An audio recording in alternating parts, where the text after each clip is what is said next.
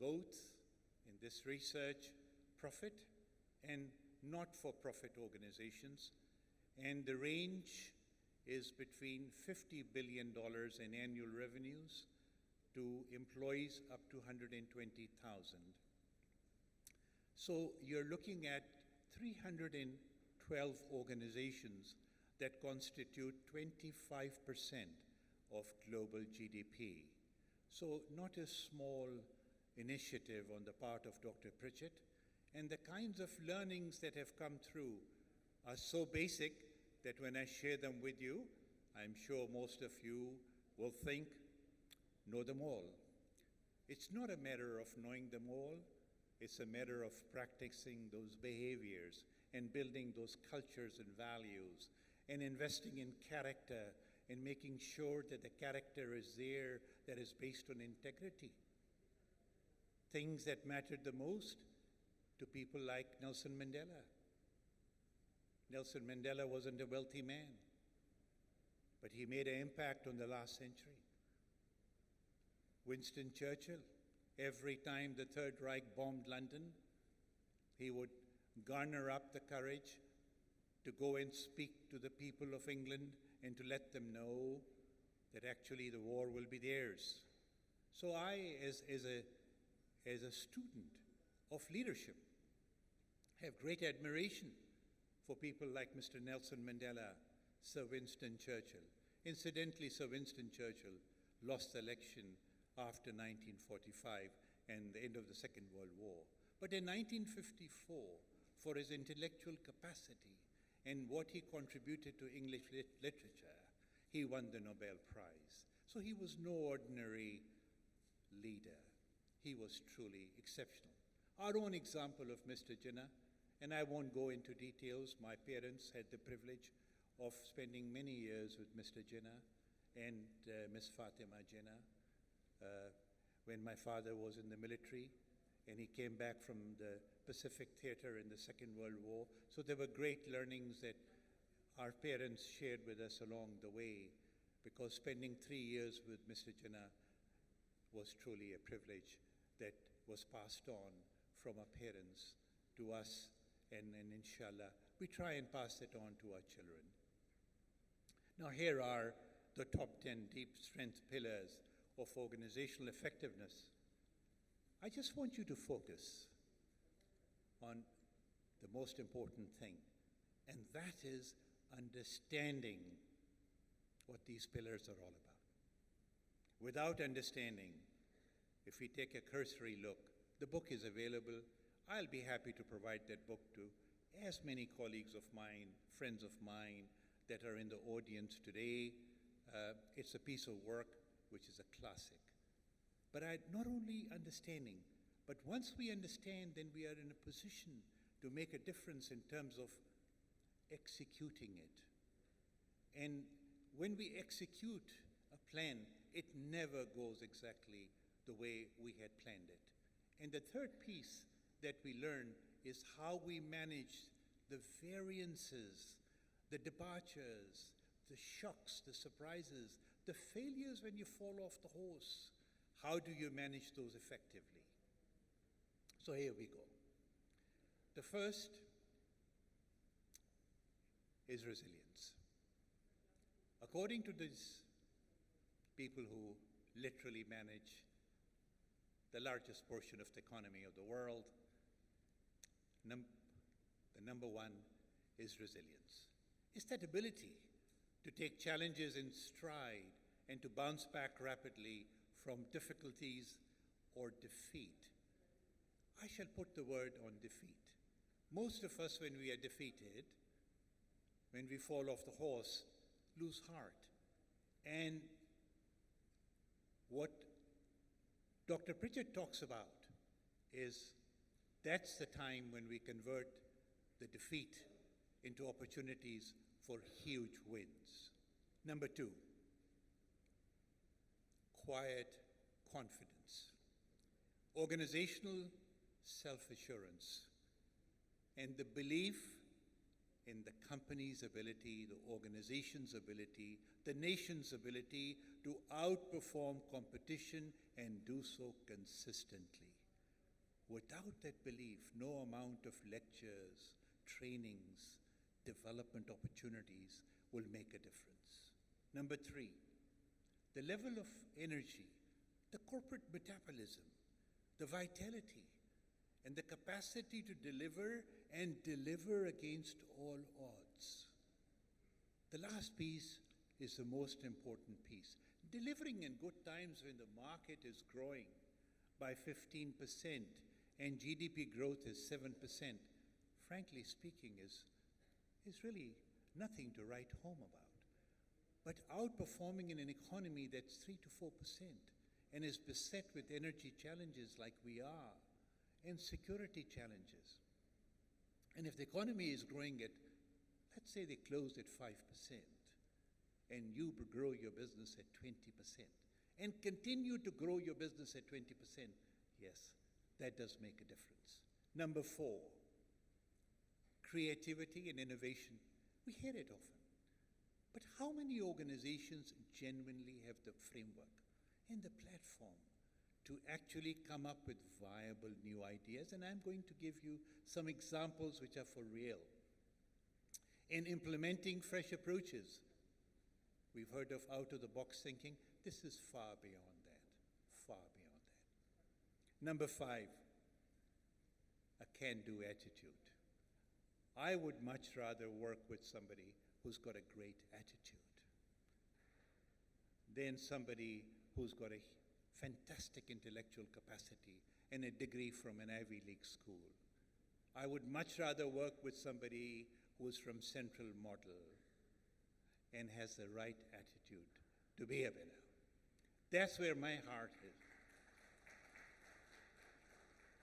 And I have found that the people from Central Model and the people from neighborhood schools have a lot more appetite and are much hungrier than people from prestigious institutions.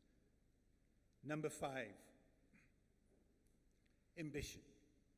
Ambition is an aspiration level to be the benchmark for the industry, not an ambition to meet budget.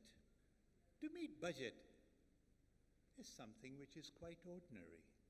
But to be the benchmark in the industry, be it automotive, chemicals, petrochemicals, rocket space, and the list goes on, is so important. And I move on to hope. And I have all the hope that this is a great country. This is a fantastic country, despite all odds. When I was in college as a freshman in the 70s, I heard Pakistan was a failed state. Remember, at that time, Bangladesh had been created. So there was a lot of discussion that we were one of the failed states. So, to all those that believe that we would not make it, we are a vibrant country. And it's not about CPEC. It's not about building industrial corridors. It's about our people. Our people are one of the most resilient and gifted people I have come across in the world. So, hope, never lose hope. Pakistan today, on purchase parity principle, is a $500 billion economy. I can assure you without an iota of doubt in my mind, our economy will grow and grow very well. When you look at the broader integration plan of 43 nations that will develop a GDP of $2.3 trillion around the concept and the beginning, small beginning called CPEC. Happiness. We do a lot of culture surveys, but to me, a positive, upbeat, mental state of well-being is so very important for us to do the things that Dr. Pritchett and these leaders talk about. Number 9, a spirit to be competitive, not on the shoulders of others. No good. If I'm succeeding in life based on failures of others, it's of no value. If I'm taking other people's opportunities and stealing their work and stealing their credit, There was a plaque on President Reagan's Oval Office desk, and our chairman of the board, Bob Malott, was the chairman of the Council of Economic Advisors to President Reagan. And what did the plaque say? There is absolutely no limit to where a woman or a man can go if we just don't mind who gets the credit. We get all tied up about getting credit. Credit will be given by God.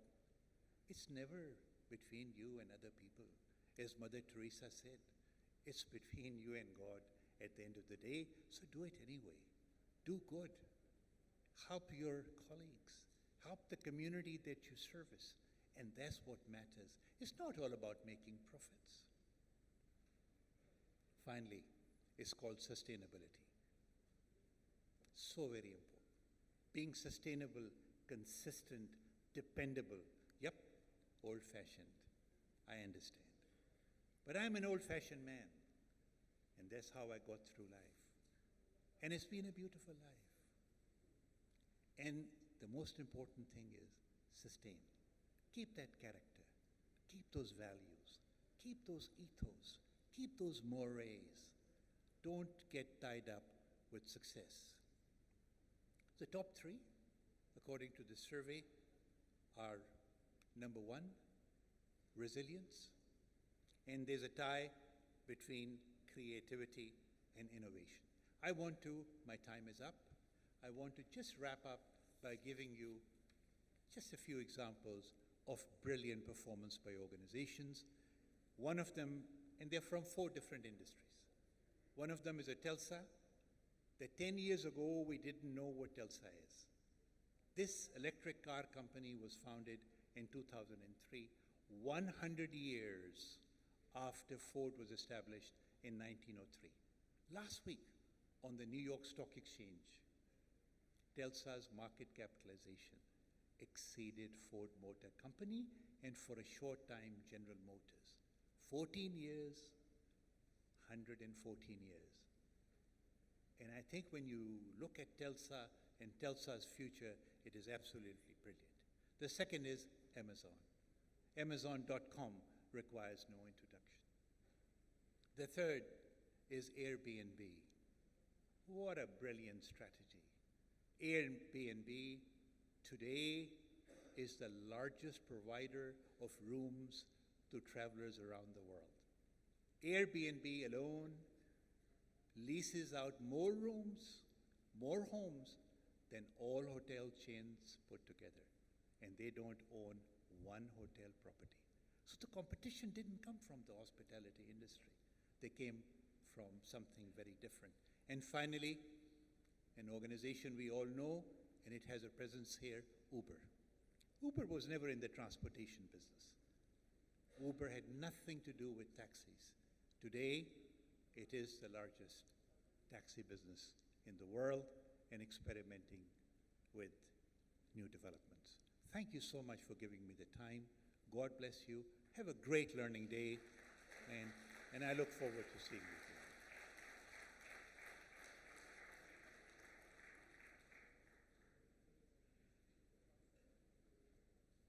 Thank you very much, Mr. Niazi. It's very appropriate that you mentioned Tesla and Ford at the end. One of the motives, the mission statements, the old school Ford still says, to provide mobility to people around the world. And I think that again signifies one of the greatest noble causes that certain organizations originally had. It is not what they do, it's how they make their customers' life better. And I think that is exactly what was the secret behind Airbnb's success. Because if any one of you, like me, have tried to use Airbnb, you'll see how truly they make our life better. Providing mobility to millions, if not billions soon, of Pakistan has been Honda Atlas. And it gives me great privilege to please call upon the CEO, Mr. Saquib Shirazi, on stage to share his points of view of what it's about in terms of leadership and creating leadership. Round of applause, please, for Mr. Saquib Shirazi.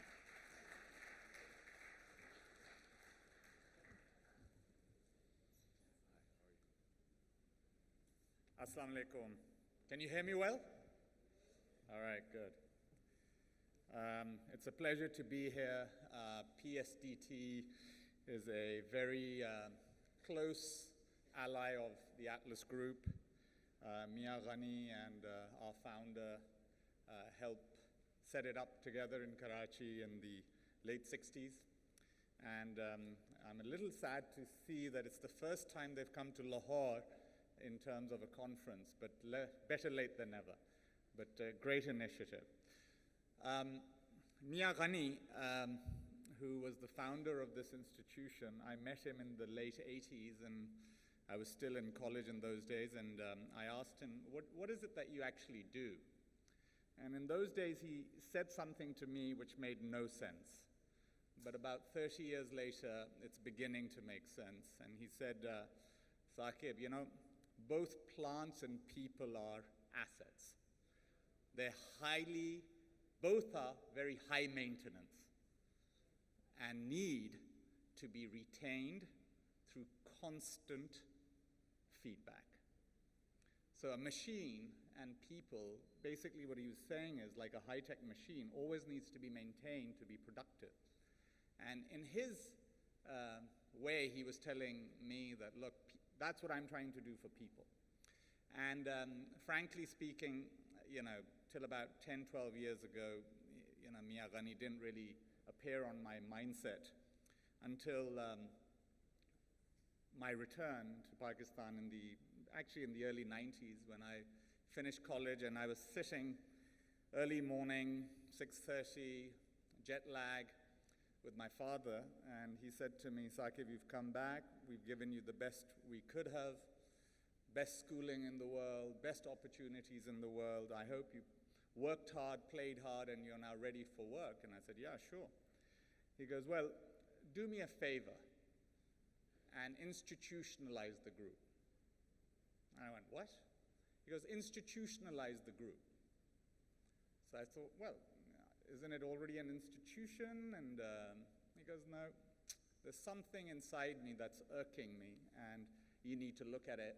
But for now, I'm going to send you off to Lahore to a startup, and you go and work with a small team. But in your back of your mind, this is something you need to do in your lifetime.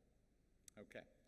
So I came to a startup in Lahore, and it was fine, and there was a small team, and you know, we were able to build a very nice business in the next 5 years.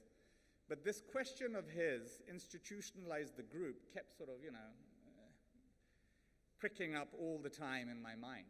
And so I actually started to do a small project on the side, what he meant by that.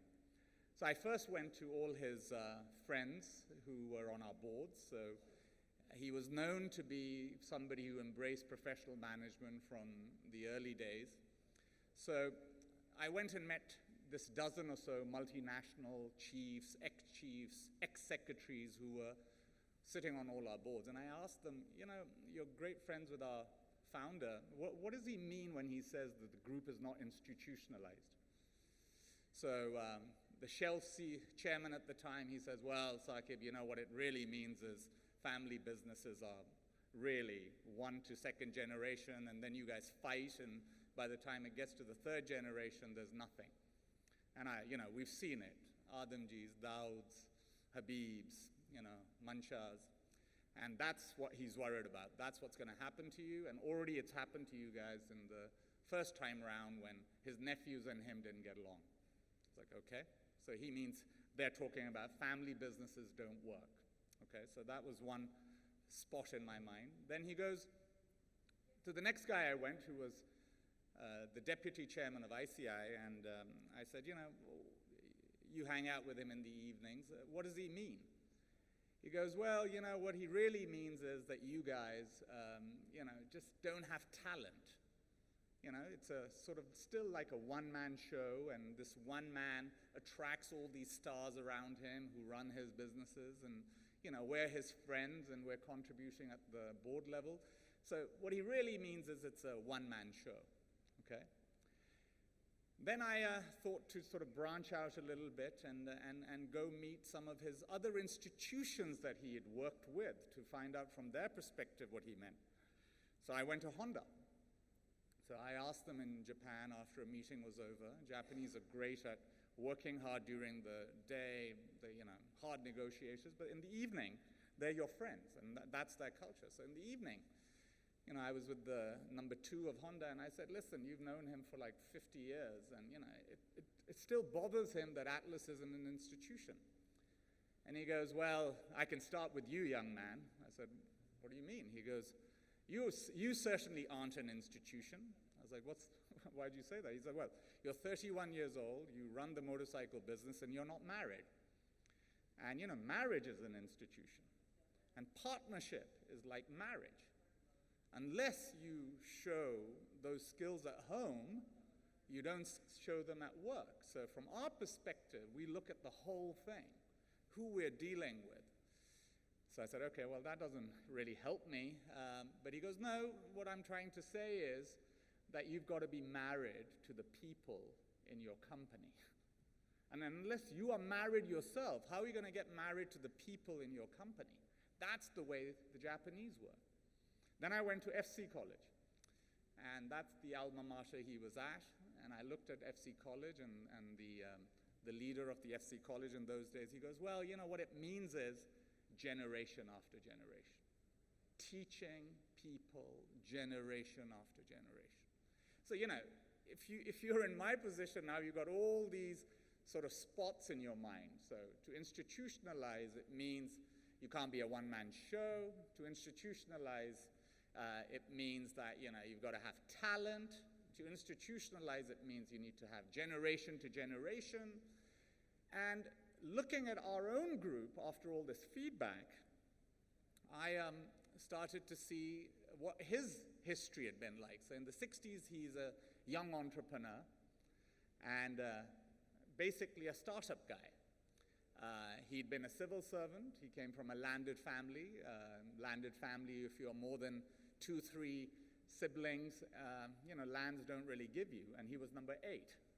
So as the 8th in his family, either you went into the army or the civil service, and it's 1947, so it's pretty cool. So he went to the civil service. And I asked him and his colleagues from the civil service, why did he go there? He goes, because the Indian civil service was an institution. It was amazing. And every officer who went there was of an elite class. Not in terms of his background, but academically he wanted to do, or she wanted to do something for the nation-building cause. So that gave me an idea that actually civil service and the practices there was something that really inspired him after FC College. And to take that further, I actually went to Staff College, which is just across the road. And it was an eye-opener because, when you sit on the other side, and this is, remember, sort of mid-90s, your impression of the civil service is one of an institution coming apart. But when you go inside and you still met in the early 90s some of the people who were in grade 21 and 22, I was taken aback because 80% of them were frankly brighter than I was. They were more aware of Pakistan than I was. They knew the issues of Pakistan better than I was. The problem they were having